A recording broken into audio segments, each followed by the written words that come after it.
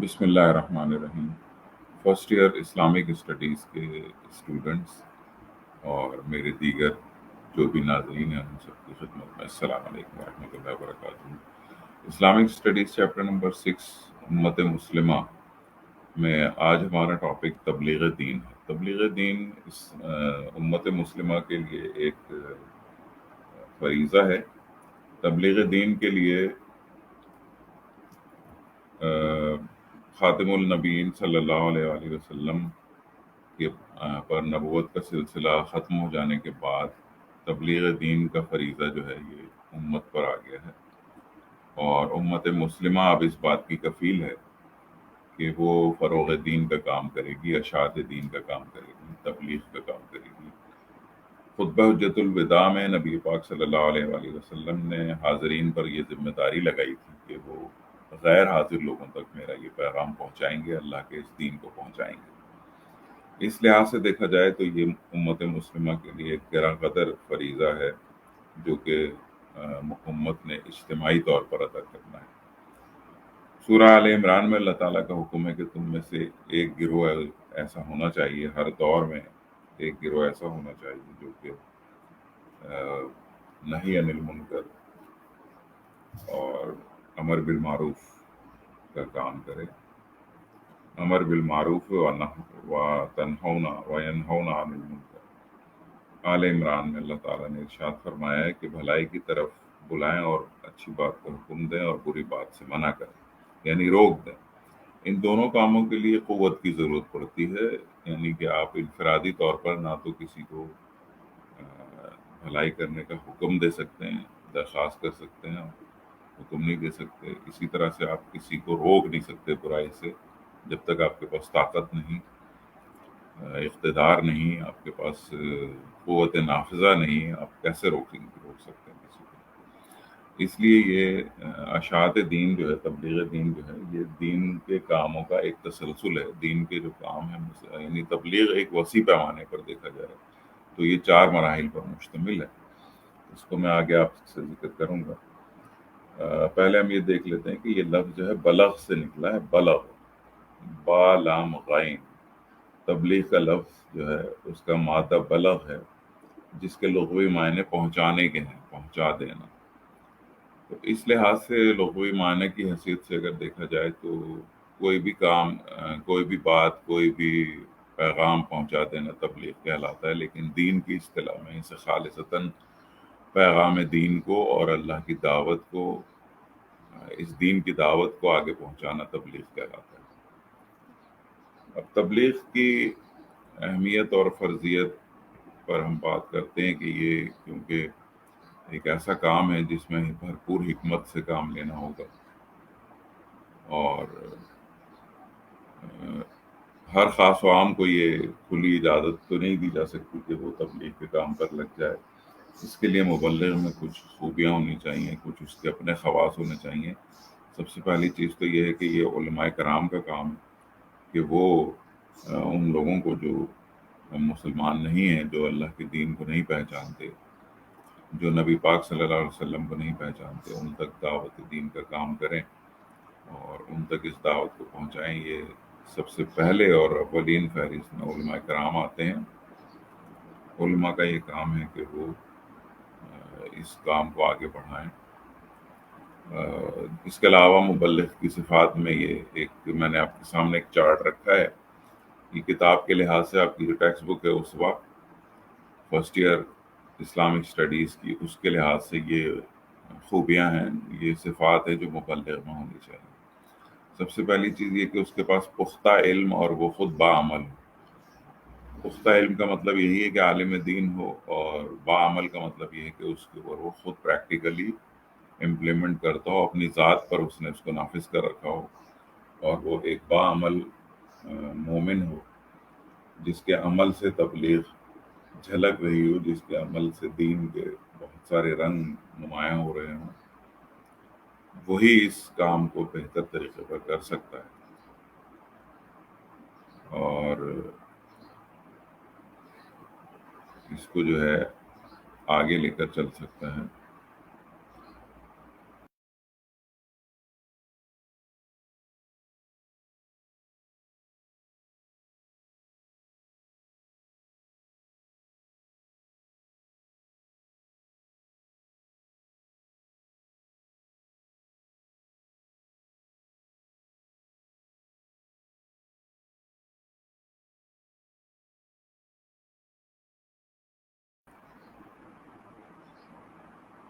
لہٰذا سوچنے کی بات یہ ہے کہ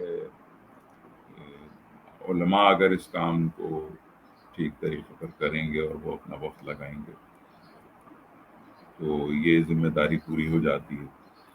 لیکن کیونکہ علماء کی تعداد بھی کم ہے اور ان کے پاس دیگر معاملات بھی ہوتے ہیں بہت زیادہ، تو اس لیے عام مسلمانوں کو بھی اس میں شمولیت کی دعوت دی جاتی ہے اور وہ بھی اس کام کو کرتے ہیں. لیکن ان کے پاس پھر علم ہونا چاہیے، ان کا مطالعہ ہونا چاہیے، اور وہ تعلیم یافتہ تو کم از کم ہونے چاہیے جو اس کام کو لے کر آگے بڑھیں. پھر اس کے اندر دوسرے نمبر پہ جو ہے باشعور اور مستقل مزاجی کا ہونا بہت ضروری ہے. یہ عنصر مستقل مزاج ہونا کہ وہ اس کام کو مسلسل کرتے رہیں، جس پیمانے پر بھی وہ اس کو کرنا چاہیں، وقت اور حالات جیسی ان کو اجازت دیتے ہیں اس کے مطابق ان کو باشعور ہونا چاہیے، شعور کے ساتھ کریں اس کام کو، اور اپنے عمل کو بھی اس میں شامل رکھیں. اور مستقل مزاجی جو ہے وہ بہرحال ضروری ہے، کسی بھی کام کو کرنے کے لیے مستقل مزاجی کا ہونا ضروری ہے.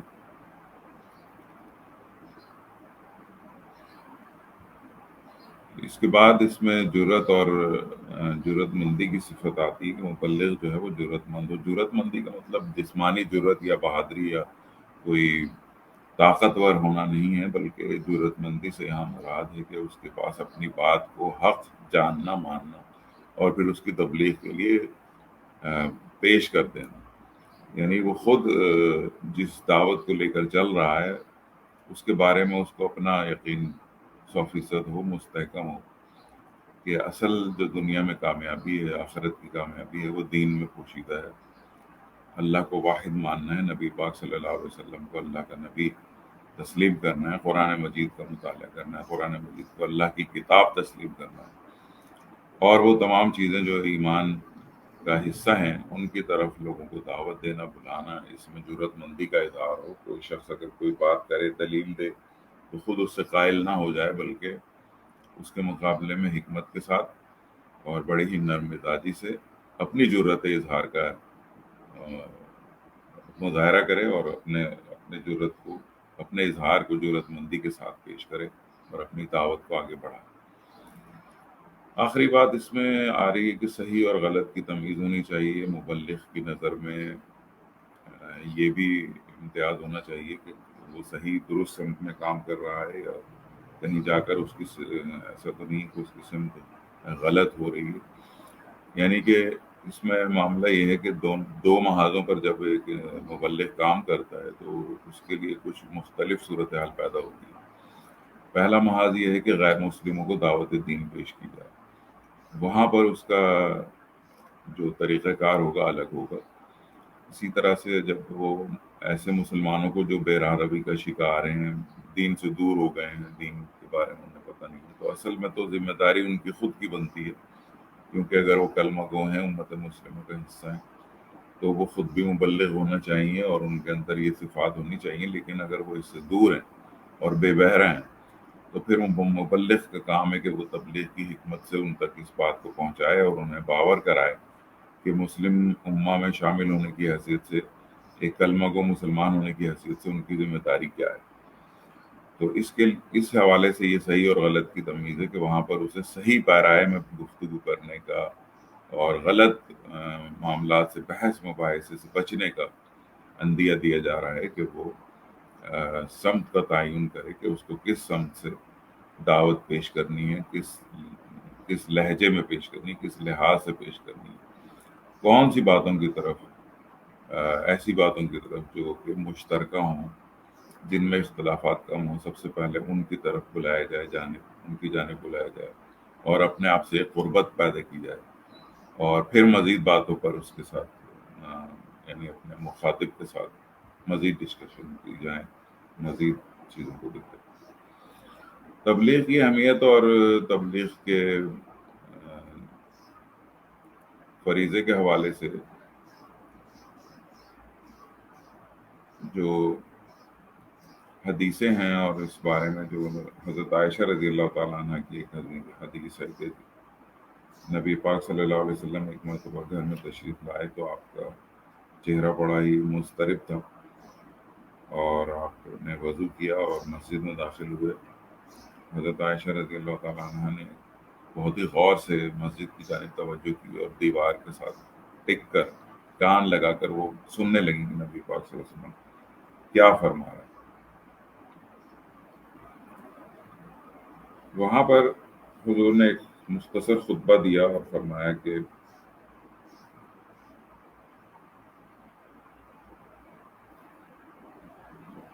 رسول اللہ صلی اللہ علیہ وسلم منبر پر تشریف فرما ہوئے اور حمد و ثنا کے بعد ارشاد فرمایا، اللہ تعالیٰ کا ارشاد ہے امر بالمعروف اور نہی عن المنکر کرتے رہو. مبادا وہ وقت آ جائے کہ تم دعا مانگو اور قبول نہ ہو، تم سوال کرو پورا نہ کیا جائے، تم اپنے دشمنوں کے خلاف اللہ سے مدد چاہو اور وہ تمہاری مدد کو نہ پہنچے. اس کے بعد رسول اللہ صلی اللہ علیہ وسلم ممبر سے نیچے تشریف لے آئے.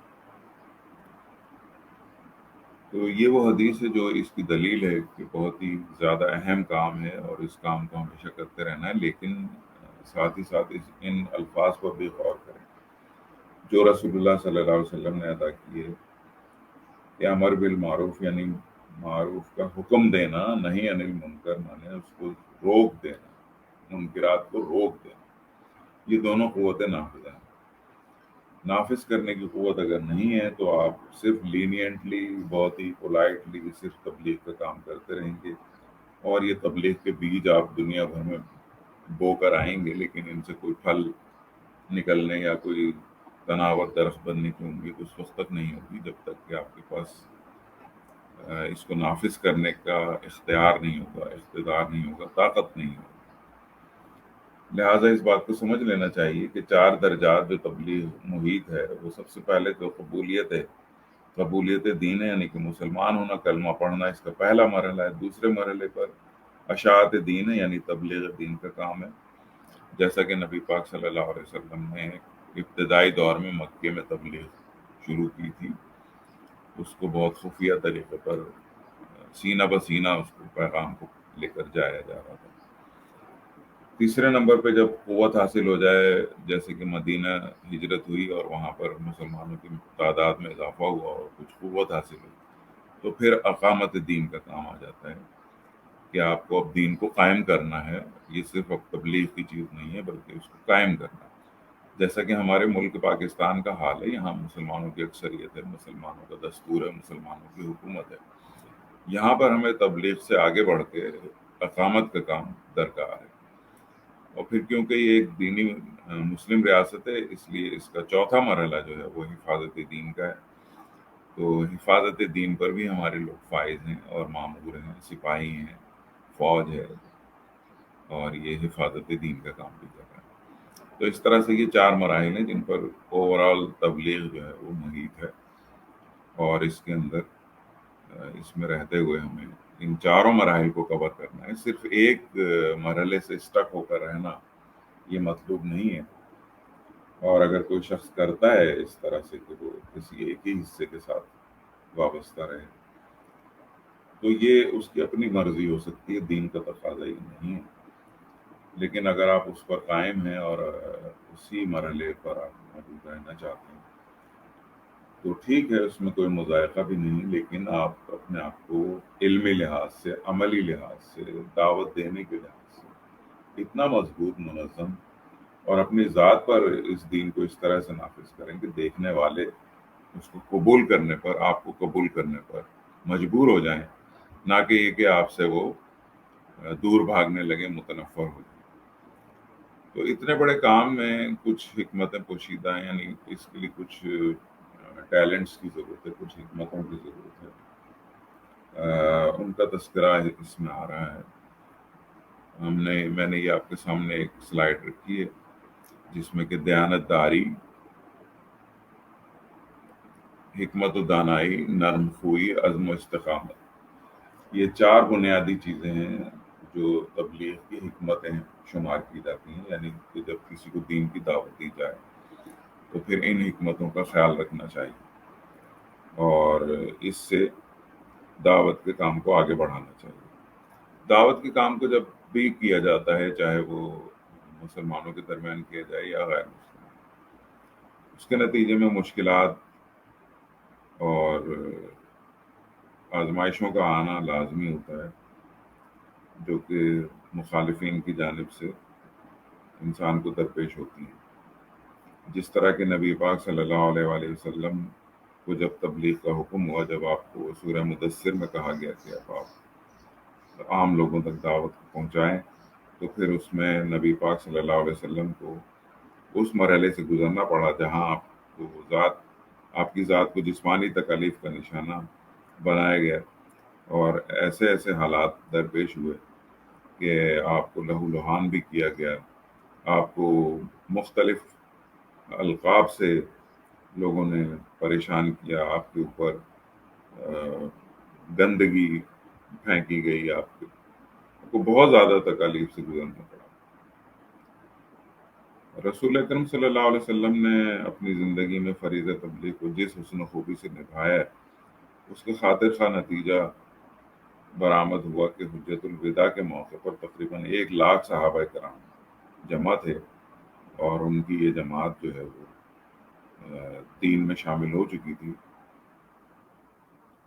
لہذا ضرورت اس بات کی ہے کہ ہم اس کام کو انہی حکمتوں کا خیال رکھتے ہوئے جاری رکھیں، اور ہم اس کو انہی حکمتوں کے ساتھ ہم اس کو عمل میں لے کر آئیں. تو یہ میرا آج کا لیکچر تھا جو کہ تبلیغ کے حوالے سے تھا. انشاءاللہ آئندہ لیکچر میں آپ سے ملاقات ہوگی. السلام علیکم ورحمۃ اللہ وبرکاتہ.